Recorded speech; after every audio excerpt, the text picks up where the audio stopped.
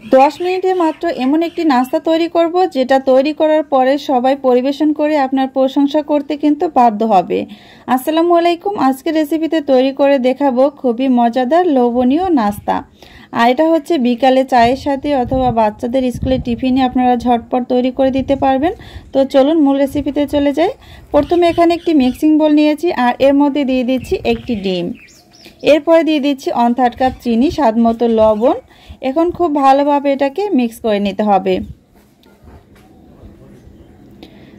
তো এই পর্যায়ে কিন্তু আমি খুব ভালোভাবে মিক্স করে নিয়েছি। আর খেয়াল রাখবেন চিনিটা যাতে সম্পূর্ণ গলে যায়। এরপরে দিয়ে দিচ্ছি 1/3 কাপ সয়াবিন তেল আর দিয়ে দিচ্ছি 1 চামচের মতো ভ্যানিলা এসেন্স দিয়ে খুব ভালোভাবে এটাকে মিক্স করে নিতে হবে। একটু সময় নিয়ে ধৈর্য ধরে কিন্তু এটা মিক্স করতে হবে। এরপরে দিয়ে দিচ্ছি 1 টেবিল চামচ গুঁড়া দুধ, 1 চা চামচ বেকিং পাউডার আর দিয়ে দেব 1.5 কাপ ময়দা।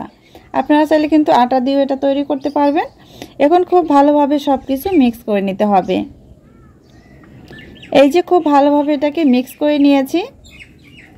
এরপরে হচ্ছে আমি আপনাদেরকে নাস্তাটা তৈরি করে দেখিয়ে দিব।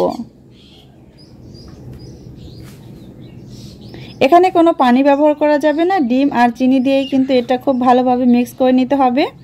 এরপরে হাতে তেল লাগিয়ে তারপরে নাস্তাগুলি তৈরি করতে হবে। আপনারা চাইলে গোল করেও তৈরি করতে পারেন, তবে আমি একটু লম্বালম্বি করে তৈরি করে নিব।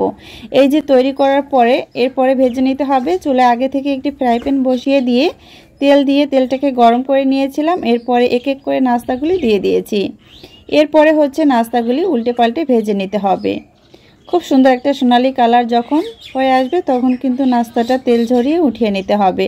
আর চুলার আঁচটা মিডিয়াম টু লোতে থাকবে। কিছু সময় পর আবারও নাস্তাগুলি উল্টে নিব। এটা কিন্তু আপনারা মেহমানদারিতেও ঝটপট তৈরি করে দিতে পারেন। মেহমানরা এ ধরনের নাস্তা খেয়ে কিন্তু আপনার প্রশংসা করতে একদম বাধ্য হবে। এই যে পর্যায়ে কিন্তু খুব সুন্দর একটি সোনালি কালার চলে এসেছে নাস্তাগুলি। এখন তেল ঝরিয়ে এই নাস্তাটা উঠিয়ে নিব। আপনারা কিন্তু এটা ভাজা কেকও বলতে পারেন আর এটা খেতে অনেক অনেক মজার হয়ে থাকে। তো সবগুলি নাস্তা আমি এক এক করে উঠিয়ে নিব। আর বাকি যে নাস্তাগুলি আছে একইভাবে আমি ভেজে নিব। তো সবগুলি ভাজার পরে এখন একটি সার্ভিং প্লেটে সার্ভ করে নিচ্ছি। দেখুন কতটা সুন্দর আর লোভনীয় হয়েছে।